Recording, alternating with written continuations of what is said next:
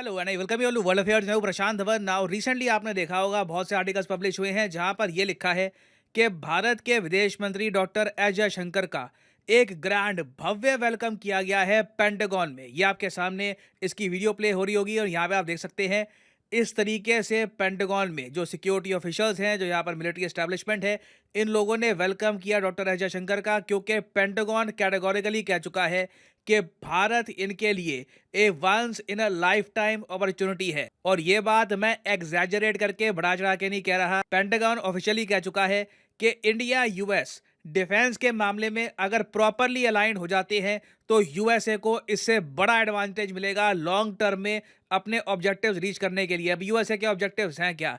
China को आगे नहीं निकलने देना, जो वर्ल्ड डोमिनेंस है वो चाइना के हाथ में नहीं लगने देनी। तो इसके लिए बहुत ही ज़्यादा इंपॉर्टेंट है कि इंडिया यूएस के साथ रहे। तो India is the biggest strategic opportunity for US, ये कहा है पेंटागन ने। और पेंटागन क्या है?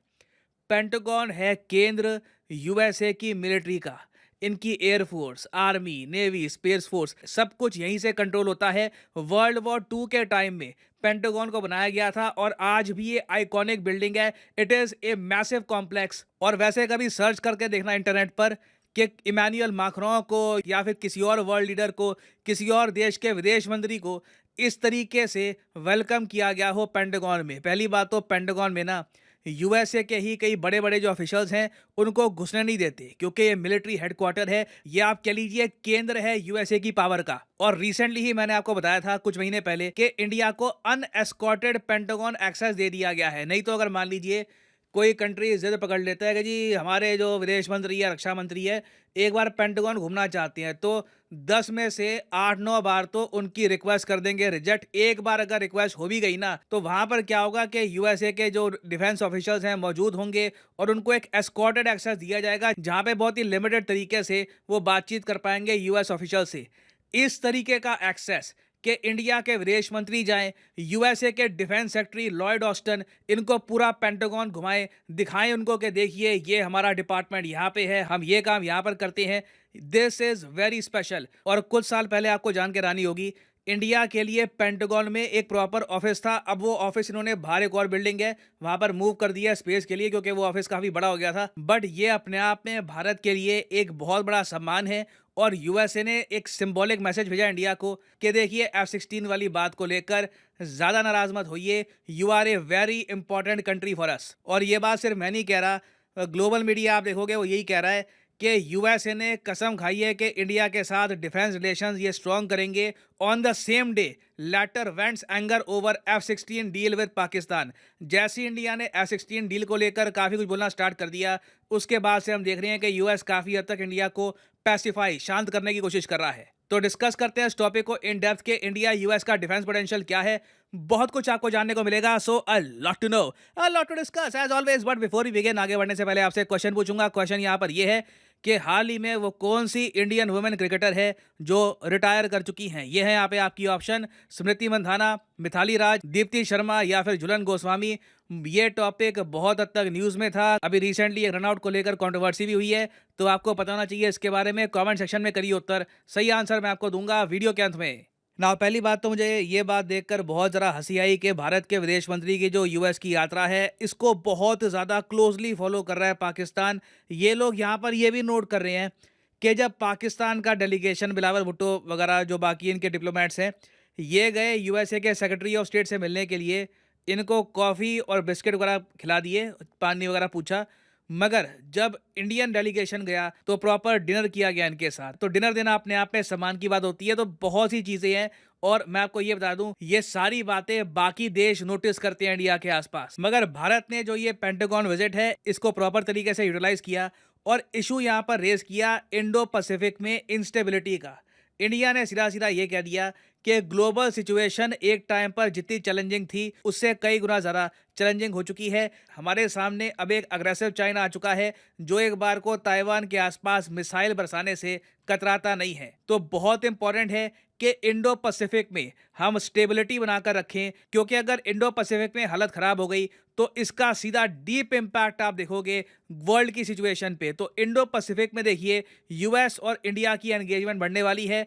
इस पेंटागन मीटिंग में दोनों साइड्स ने डिसाइड किया कि पहली बात तो एक प्रॉपर डिफेंस इंडस्ट्रियल कोलैबोरेशन करने का अब टाइम आ चुका है और आप देखोगे इन द फ्यूचर यूएस और इंडियन कंपनीज बहुत सा डिफेंस हार्डवेयर इंडिया में करेंगी मैन्युफैक्चर। कुछ प्रोजेक्ट हो सकता है कि यूएस फिर इंडिया दोनों जगह मैन्युफैक्चर हो, मगर ओवरऑल अब ये बात तय है कि इंडिया और यूएस बहुत ही जल्द आर्म्ड ड्रोन मिलके मैन्युफैक्चर करेंगे। ये अपने आप में एक मेजर गेम चेंजर होगा इंडिया के लिए, और ये इसलिए किया जाएगा क्योंकि पेंटागन का ये कहना है कि इंडिया को रशिया पर डिपेंडेंस नहीं रखनी चाहिए डिफेंस नीड्स के लिए, क्योंकि रशिया खुद चाइना पर डिपेंडेंट है। और हाँ, यहाँ पर मुझे ये भी मेंशन करना पड़ेगा कि ऐसा नहीं है कि यूएस अपने आप ही राजी हो गया कि इंडिया के साथ डिफेंस मैन्युफैक्चरिंग ये लोग करेंगे।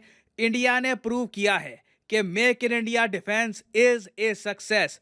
अभी रिसेंटली देखा गया कि पिछले 5 साल में इंडिया के डिफेंस एक्सपोर्ट्स उछल के कितने बड़े हैं, 334%। और आज के समय इंडिया डिफेंस आइटम सप्लाई कर रहा है 75 कंट्रीज को। तो यूएसए को साफ साफ दिख रहा है कि इंडिया में एक जेन्युइन पॉलिसी चेंज हुआ है। इंडिया जेन्युइनली आज के समय एक प्रॉपर डिफेंस कॉम्प्लेक्स बनाना चाहता है। और इंडिया में जो हम कॉरिडोर बिल्ड कर रहे हैं, चाहे तमिलनाडु में हो या फिर उत्तर प्रदेश में हो, ये कॉरिडोर्स कई विदेशी कंपनीज को भी अट्रैक्ट कर रहे हैं। मैं आपको एग्जांपल देता हूँ, स्वीडन की कंपनी है साब, इनका एक फाइटर जेट आता है ग्रिपेन। आपको पता होगा ग्रिपेन बहुत ही फेमस विमान है। स्वीडन ने इंडिया को बेचने की कोशिश करी थी ये विमान। तो जो ये स्वीडिश कंपनी है, इन लोगों ने रिसेंटली कहा है कि ये लोग बहुत ही जल्द कार्ल गुस्ताव M4 जो ये गन है ये इंडिया में मैन्युफैक्चर करना स्टार्ट कर देंगे। इन लोगों ने इससे पहले ऐसा कभी भी नहीं किया। ये लोग स्वीडन के बाहर मैन्युफैक्चरिंग ना के बराबर करते हैं, मगर इंडिया के लिए ये एक्सेप्शन करेंगे। एक नई मैन्युफैक्चरिंग फैसिलिटी सेटअप की जाएगी इंडिया में टू मेक वेपन्स। तो ऐसा नहीं है कि यूएस हम पे कुछ एहसान करेगा, यूएसए को जेन्युइन एक अपॉर्चुनिटी दिख रही है। उसके अलावा एक स्ट्रैटेजिक डिसीजन भी है कि इंडिया की डिपेंडेंस रशिया पे कम करनी है। तो ये मैं कहूँगा एक गोल्डन अपॉर्चुनिटी है हमारे देश के लिए, जहाँ पर ना सिर्फ यूएस, इवन यूरोप की डिफेंस कंपनीज इंडिया में करना चाहती हैं डिफेंस हार्डवेयर मैन्युफैक्चर। उसके अलावा इंडिया और यूएस ने ये भी बात करी, इस बात को लेकर अंडरस्टैंडिंग भी डेवलप हो चुकी है कि युद्ध अभ्यास भी अब बड़े स्केल पर करने की आवश्यकता है। ऑलरेडी आप अगर देखो तो इंडिया यूएस बहुत से युद्ध अभ्यास करते हैं, चाहे अपने आप में युद्ध अभ्यास नाम का एक इनका युद्ध अभ्यास है दोनों कंट्रीज के बीच में, इस साल ये उत्तराखंड में होगा। उसके अलावा आपको पता होगा कि वज्र प्रहार नाम का युद्ध अभ्यास होता है। फिर ऑफ कोर्स आप सबको पता होगा मालाबार युद्ध अभ्यास के बारे में। तो इस सब के बियॉन्ड और ज्यादा युद्ध अभ्यास करने की आवश्यकता है, क्योंकि कॉन्स्टेंटली हमको रेडी रहना होगा। चाइना कभी भी एक बड़ा आक्रमण कर सकता है ताइवान पर, तो उस time all the countries in Indo Pacific need to be ready. और ये सब बातें पेंटागन में करना बहुत ही इंपॉर्टेंट है, क्योंकि वैसे मैं आपको बता दूं, देखो यूएसए में सरकारें बहुत कम समय तक रहती है, 4 साल का टेन्योर होता है यहाँ पे, ठीक है। आज यहाँ पे बाइडेन है, कल कुछ पता नहीं ट्रंप वापस आ जाए, कोई और इनका बन जाए प्रेसिडेंट, यू नेवर नो। मगर पेंटागन पहले भी था, आगे भी रहेगा। कई ऑफिशियल्स हैं जो पेंटागन में बने रहते हैं, चाहे सरकार में कोई आए कोई जाए। तो पेंटागन से डायरेक्टली जब आप सिक्योरिटी को लेकर, डिफेंस को लेकर बातचीत करते हो, तो रिलेशंस में स्थिरता आती है। आप लंबे समय तक 10-20 साल के लिए प्रॉपर प्लानिंग कर सकते हो, बिना इस बात की चिंता किए कि कल को सरकार बदल गई तो हमारा क्या होगा, नई पॉलिसी आ जाएगी तो उसमें हम क्या करेंगे। तो ओवरऑल आप अगर देखो तो ये यूएसए में एक बहुत ही इंपॉर्टेंट विजिट रही है। जयशंकर साहब ने यहाँ पर क्वाड की मीटिंग अटेंड करी है, पेंटागन में इनका वेलकम हुआ, और उस सब के अलावा इन्होंने इंडिया का पक्ष यूएसए में यूएसए की सरकार के सामने रखा। Very few countries in the world have the guts to do this. ना वापस आते हैं क्वेश्चन की तरफ कि रिसेंटली वो कौन सी इंडियन वुमेन क्रिकेटर हैं जो रिटायरमेंट ले चुकी हैं। तो सही उत्तर यहाँ पे है option D, Jhulan Goswami. Recently India और इंग्लैंड के बीच में लॉर्ड्स के मैदान में एक क्रिकेट मैच हुआ था। क्रिकेट मैच में इंडिया जीता, मगर एक रनआउट के जरिए सिंस इंडिया जीता है तो उसको लेकर कुछ कंट्रोवर्सी थी। तो याद रखिएगा, Jhulan Goswami legendary Indian cricketer, she has now retired. और फाइनली यहाँ पर मैं ये भी ऐड कर दूं कि अनअकैडमी की massive month and cell start हो चुकी है। कमेंट सेक्शन में जाइए, यहाँ पे आपको मिलेंगे ये लिंक, यहाँ पे लिखा हुआ है आपको फ्लैट 20% डिस्काउंट मिलेगा। यूजुअली ये डिस्काउंट होता है 10% का, मगर आने वाले कुछ दिनों तक 30 तारीख तक ये डिस्काउंट रहेगा 20% का। तो फॉर एग्जांपल आप प्रिपेयर करना चाहते हैं यूपीएससी के लिए, क्लिक करिए यूपीएससी पर और यहाँ पे आप परचेज कर पाओगे यूपीएससी कोर्स। सिंपली यहाँ पे आपको क्लिक करना है और जो प्राइसेस यहाँ पर लिखे हैं ये कभी भी पे मत कर देना। सिंपली यहाँ पर कोड यूज करिए PD10 और प्राइसेस अपने आप यहाँ पर गिरने स्टार्ट हो जाएंगे। जो 36 महीने का कोर्स है ये आपको डिस्काउंट के बाद आपको पड़ेगा करीब 2400 रुपीज पर मंथ का, विच इज़ वेरी अफोर्डेबल। आप अगर बाकी जगह देखो यूपीएससी के कोर्सेज तो आपको 2-2.5 लाख के आसपास मिलेंगे, but with these online courses आप घर बैठ के ऑफिस में कहीं भी तैयारी कर सकते हैं फॉर यूपीएससी एग्जाम। सो इसी नोट के साथ ये है वीडियो का अंत। Thank you for listening and as always God bless you all.